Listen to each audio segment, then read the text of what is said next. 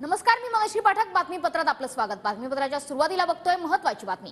तिसऱ्या टप्प्यातील प्रचाराच्या तोफा काल संध्याकाळीच थंडावल्यात. बारामती, माढा आणि सोलापूरसह 11 हाय व्होल्टेज जागांसाठी उद्या मतदान पार पडणार आहे. यामध्ये सुप्रिया सुळे, सुनेत्रा पवार, उदयनराजे, रणजितसिंह निंबाळकर, प्रणिती शिंदे यांसारख्या अनेक दिग्गज नेते मंडळींची प्रतिष्ठा पणाला लागली आहे. हे सर्वजण निवडणुकीच्या रिंगणात आहेत. आपले प्रतिनिधी भूषण पाटील सध्या हातकणंगलेमधून आपल्या सोबत आहेत. भूषण, कशा पद्धतीने आजचा दिवस हा मॅनेज केला जाणार आहे? निवडणूक आयोगाची काय तयारी सुरू आहे? नक्कीच कोल्हापूर आणि हातकणंगले या दोन्ही लोकसभा मतदारसंघासाठी उद्या मतदान प्रक्रिया आहे ती पार पडणार आहे आणि या दोन्ही ठिकाणी हाय व्होल्टेज लढते आहेत ते आपल्याला पाहायला मिळत आहेत. काँग्रेसकडून आणि महाविकास आघाडीकडून शाहू छत्रपती कोल्हापूरमधून निवडणुकीच्या रिंगणात आहेत, तर त्यांच्या विरोधात संजय मंडलिक निवडणूक लढवत आहेत. तर तिकडे हातकणंगलेमध्ये तिरंगी लढत आपल्याला पाहायला मिळते. ठाकरे गटाचे सत्यजित पाटील सरोडकर विरोधात महायुतीचे धैर्यशील माने आणि यांना टक्कर देत आहेत स्वाभिमानी शेतकरी संघटनेचे नेते राजू शेट्टी. खरं तर कोल्हापूर आणि हातकणंगले या दोन्ही जागा महायुतीसाठी महत्त्वाच्या बनलेल्या आहेत. त्यांच्यासाठी त्यांनी प्रतिष्ठापनाला लावलेल्या आहे. मुख्यमंत्री आपण गेल्या काही दिवसात पाहिलं असेल 3 ते 4 वेळा कोल्हापूरमध्ये आले आणि त्यांनी ठाण मांडून या ठिकाणच्या जोडण्या आहेत त्या लावल्याचं पाहायला मिळालं. काल देखील उशिरापर्यंत मुख्यमंत्री हे कोल्हापूरमध्ये होते. तर दुसऱ्या बाजूला महाविकास आघाडीकडून देखील या सगळ्या दोन्ही जागांसाठी जोर लावला जातोय. विशेषतः कोल्हापूरमध्ये सतेज पाटील यांनी शाहू छत्रपती यांच्यासाठी सगळी प्रतिष्ठा आहे ती पणाला लावलेली आहे, सगळी यंत्रणा सज्ज केलेली आहे आणि त्यानंतर आपण बघतोय की कशा पद्धतीने या लढती होत आहेत. हाय व्होल्टेज लढती या सगळ्या म्हणाव्या लागतील कोल्हापूर आणि हातकणंगलेमध्ये.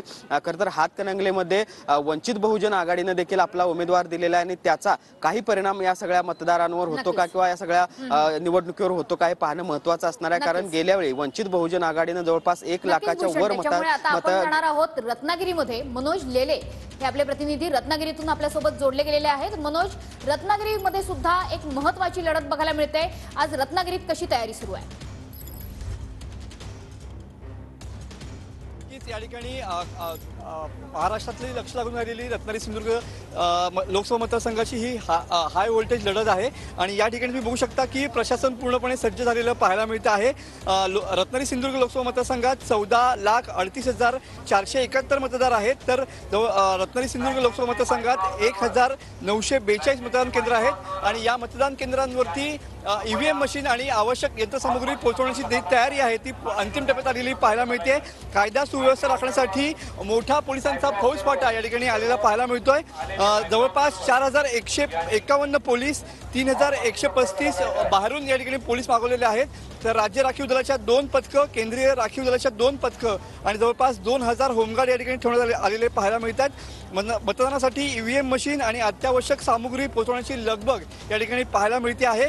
जवळपास रत्नागिरी सिंधुदुर्ग लोकसभा मतदारसंघामध्ये 17,000 कर्मचारी जे आहेत ते या ठिकाणी या मतदान प्रक्रिया सुरळीत पार पाडण्यासाठी या ठिकाणी तैनात करण्यात आलेले आहेत.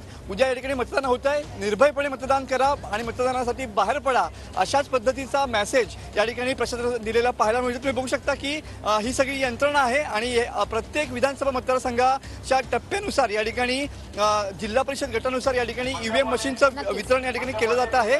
बहुसंख्येनं जे कर्मचारी आपण आता रत्नागिरीतून जातोय सांगलीमध्ये सुद्धा जोरदार तयारी सुरू आहे. शंकर देवकुळे आपले प्रतिनिधी जोडले गेलेत आपल्यासोबत. शंकर, कशी तयारी सुरू आहे सांगलीत? नक्कीच मनुष्य, आपण पाहू शकता काल सांगली लोकसभेचा प्रचार थंडावला होता आणि आज आपण पाहू शकता एकंदरीत या ठिकाणी तरुण भारत स्टेडियमवर सर्व मतदान केंद्रावर जाण्यासाठी या ठिकाणी लोक आलेले आहेत आणि या ठिकाणी प्रशासन यंत्रणा सज्ज झालेलं आहे. सांगली लोकसभा मतदारसंघासाठी एकूण 6 विधानसभा मतदारसंघ आहेत. यामध्ये 2,448 मतदान केंद्र आहेत आणि एकूण 10,772 कर्मचारी नियुक्त करण्यात आलेले आहेत. तर या कर्मचाऱ्यांना नेण्या आणण्यासाठी 350 बसेस, 22 टेम्पो आणि ट्रॅव्हलर या ठिकाणी 122 सुमो बोलेरो या ठिकाणी खाजगी गाड्या देण्यात आलेल्या आहेत आणि या ठिकाणी 8 महिला मतदान केंद्र तयार आहेत. सांगली लोकसभा मतदारसंघासाठी एकूण 18,68,174 इतके मतदान होणार आहे. यासाठी पोलीस प्रशासन सुद्धा सज्ज आहे. हजारो पोलीस कर्मचारी आणि अधिकारी या ठिकाणी कायदा व सुव्यवस्था अगदी बरोबर आहे, राखण्यासाठी शंकर. त्याच्यामुळे वेगवेगळ्या मतदारसंघांमध्ये आता तयारी सुरू आहे निवडणूक आयोगाची. आता थेट जाऊयात